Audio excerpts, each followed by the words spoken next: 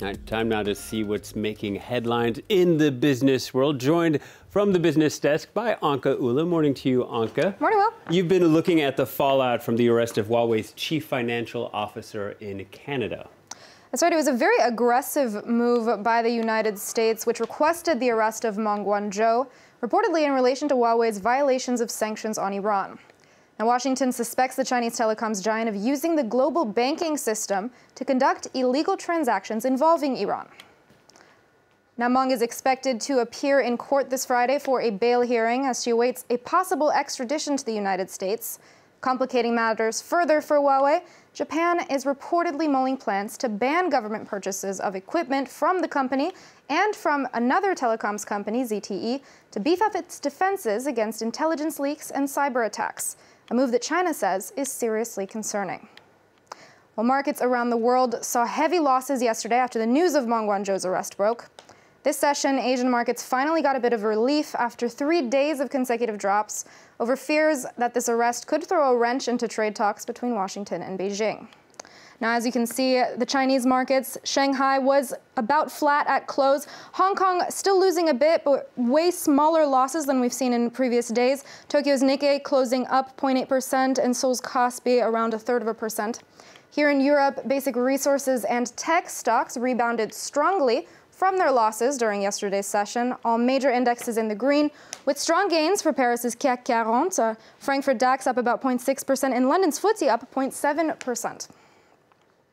Now, after failing to agree on Thursday, the OPEC oil cartel is meeting with 10 partner countries, including Russia today, to try to hash out a deal on cutting output. Saudi Arabia's oil minister said that he was not confident about being able to strike a deal by the end of the day, as the group faces resistance from countries like Iran, which says that it's stunted by U.S. sanctions and wants an exemption from production caps. To Russia, which was cooperating with OPEC, but says a deeper output cut would be tough due to its cold climate. Oil prices slid again in the lead up to day 2 of that OPEC meeting in Vienna. International benchmark Brent crude and WTI in the United States both down about 0.9%. Brent crude falling just below that $60 mark. Once again, it was above and below that mark yesterday. Earlier in the week, EU finance ministers failed to reach a consensus on taxing digital giants like Apple, Facebook, and Google, despite numerous concessions from France, which initially proposed the tax. It's one of President Emmanuel Macron's promises and one of the demands by Yellow Vest protesters. So France is taking the reins, saying that if the EU won't tax the so-called Big Four, France will. Peter O'Brien has the story. Google, Apple, Facebook and Amazon face a new tax in France, even if the EU can't agree on it. We'll do it from 2019. We'll tax these digital giants at the national level if European countries don't take responsibility. One of the demands of the Yellow Vest protesters is that the Big Four pay more tax. They currently pay very little in France. At a meeting of EU finance ministers on Tuesday, France and Germany agreed on a scaled-back version of the tax originally proposed by France. Under the new plan, internet giants would pay a 3% levy on advertising sales. It's proposed as an interim solution while the 36-member OECD brokers a global arrangement. But there's significant opposition to the plan among other EU states, such as Ireland, where several US tech giants have their European headquarters.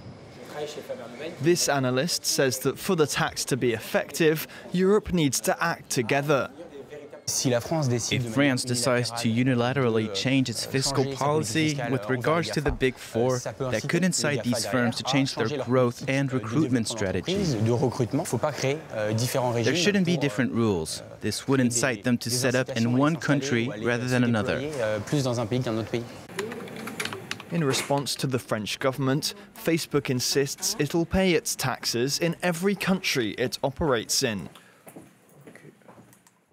It'll be interesting to see how that unfolds if France does tax them next year. Indeed, if Paris can make its might over Brussels. Thank you very much, Anke Ula, with a look at the business news.